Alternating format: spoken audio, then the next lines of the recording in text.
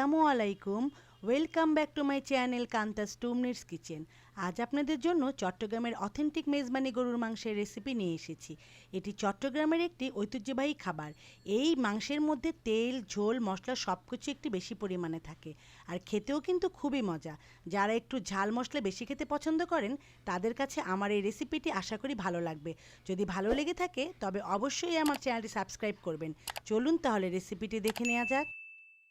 মেজবানি মাংস রান্না করার জন্য আমি এখানে 2 কেজি পরিমাণ গরুর মাংস নিয়েছি। মেজবানি মাংস রান্না করতে হলে হাড়, চর্বি, কলিজা, ফ্যাপসা থাকতে হবে। আর এই মাংস রান্নাতে কলিজা আর ফ্যাপসা অবশ্যই থাকতে হবে। এই মাংস রান্না করতে শুধু সলিড মাংসই নেওয়া হয় না, এটাতে সব কিছুই থাকতে হয়। আমি যেহেতু এখানে 2 কেজি মাংস নিয়েছি, তাই সেই অনুযায়ী মশলা দিব। আপনারা যতটুকু মাংস নেবেন পরিমাণ বুঝে মশলা কম বেশি দিয়ে নেবেন। মেজবানি মাংস রান্না করার জন্য আমি একটি মশলা তৈরি করব। মশলার জন্য যা যা নিয়েছি তা হলো 6-7টি তেজপাতা, 10টি শুকনো মরিচ, 4টি দারচিনি, 10টি সবুজ এলাচ, একটি বড় কালো এলাচ, 10টি লং, 3টি জয়ত্রী, 2টি স্টার অ্যানিস, একটি জয়ফল। নিয়েছি 1 চামচ ধনিয়া, 1 চামচ সরিষা, 1 চামচ মৌরি, 1 চামচ ভাজা জিরা, 1 চামচ কালো গোলমরিচ, 1 চামচ মেথি, আর সবশেষে নিচ্ছি 1 চামচ রাঁধুনি। এখন আমি সবগুলো মশলা না ভেজে একটি গ্রাইন্ডারে ব্লেন্ড করে নিব। আপনারা ইচ্ছা করলে পাটায় পিষে নিতে পারেন। আমি এখানে মশলাগুলো না ভেজে ব্লেন্ড করেছি, আপনারা ইচ্ছা করলে ভেজে ব্লেন্ড করতে পারেন। দেখুন, এভাবে সবগুলো মশলা আমি একটি গ্রাইন্ডারে ব্লেন্ড করে নিয়েছি। এখন আমি মাংস মেখে নেওয়ার জন্য দিয়ে দিচ্ছি 1টা দারচিনি,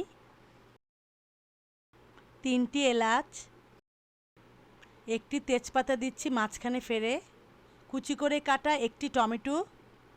আর হ্যাঁ, মেজবানি মাংস রান্নাতে টমেটো কিন্তু অবশ্যই দিতে হবে।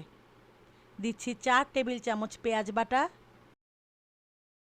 2 টেবিল চামচ আদা বাটা, 2 টেবিল চামচ রসুন বাটা, 2 টেবিল চামচ নারকেল বাটা, নিয়েছি 2 চামচ বাদাম বাটা।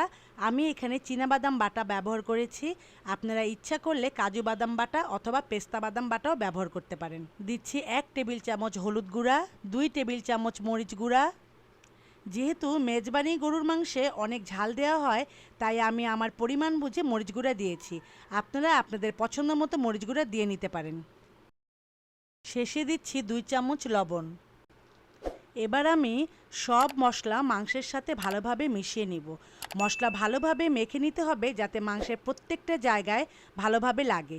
এই মাংস যত মাখানো হবে ততই রান্নাটা সুস্বাদু হবে, আর এই মাখানোর উপরই কিন্তু রান্নার স্বাদটা নির্ভর করবে। আরেকটা কথা, মেজবানি মাংস রান্নাতে কিন্তু বাদাম বাটা, নারকেল বাটা আর রাঁধুনি অবশ্যই দিতে হবে, কারণ এই মশলাগুলি এই রান্নার একটি গুরুত্বপূর্ণ উপাদান। আমি এখানে যা যা মশলা দিয়েছি আপনারা কিন্তু এগুলো সব মশলা দিয়ে রান্না করবেন, তাহলে মেজবানি মাংসের আসল স্বাদটা পাবেন। ভালোভাবে মেখে নেওয়া হয়ে গেলে এটাকে আমি 15-20 মিনিটের জন্য একটা জায়গায় রেখে দিব। এবার চুলায় একটি প্যান বসিয়ে এর মধ্যে আমি 1 কাপ পরিমাণ সরিষার তেল নিয়ে নিচ্ছি। যেহেতু আমার মাংসের পরিমাণটা বেশি, তাই একটু তেল বেশিই দিচ্ছি। আর এই মেজবানি মাংস কিন্তু সরিষার তেল দিয়েই রান্না করতে হবে। তেল গরম হয়ে আসলে এর মধ্যে দিয়ে দিব 1 কাপ পেঁয়াজ কুচি। এখন পেঁয়াজ লাল লাল করে ভেজে নিব। পেঁয়াজ বাদামি ভাজা হয়ে গেলে এর মধ্যে দিয়ে দিব 1 চামচ হলুদ গুঁড়া আর 1 চামচ মরিচ গুঁড়া দিয়ে কিছুক্ষণ ভালোভাবে কষিয়ে নিব। ভালোভাবে কষানো হয়ে গেলে এর মধ্যে সেই মেখে রাখা মাংসগুলি দিয়ে দিব।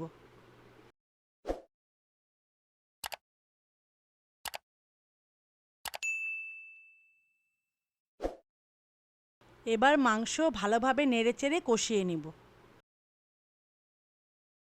এবার দিয়ে দিচ্ছি 1 চামচ লবণ। আমি লবণ বেশি দিচ্ছি না, কারণ ম্যারিনেট করার সময় আমি আগে 2 চামচ লবণ দিয়েছিলাম।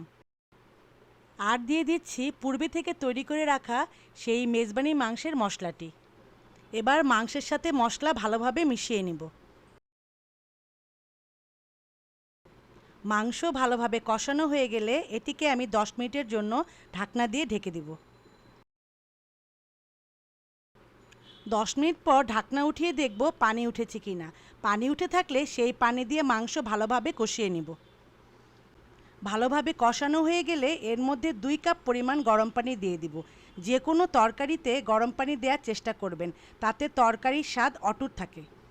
এবার আমি মাংস ভালোভাবে কষিয়ে এটিকে মিডিয়াম আঁচে 1 ঘন্টার জন্য রান্না হতে দিব।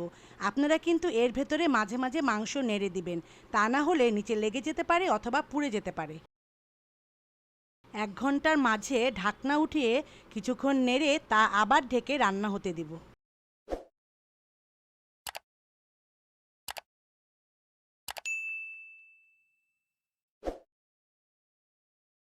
1 ঘন্টা পর ঢাকনা খুলে দেখব মাংস সিদ্ধ হয়েছে কিনা। মাংস সেদ্ধ হয়ে আসলে এর মধ্যে 8-10টি কাঁচামরিচ দিয়ে দিব। আর মাংসের ঝোলটা কিন্তু মাখা মাখা থাকবে। দেখুন কি সুন্দর কালার এসেছে আর মাখা মাখা হয়েছে। তৈরি হয়ে গেল চট্টগ্রামের ঐতিহ্যবাহী মেজবানি গরুর মাংস। আশা করি আমার রেসিপিটি আপনাদের ভালো লেগেছে। নিত্য নতুন রেসিপি পেতে আমার চ্যানেলটি সাবস্ক্রাইব করবেন। সবাই ভালো থাকবেন, সুস্থ থাকবেন। আল্লাহ হাফেজ।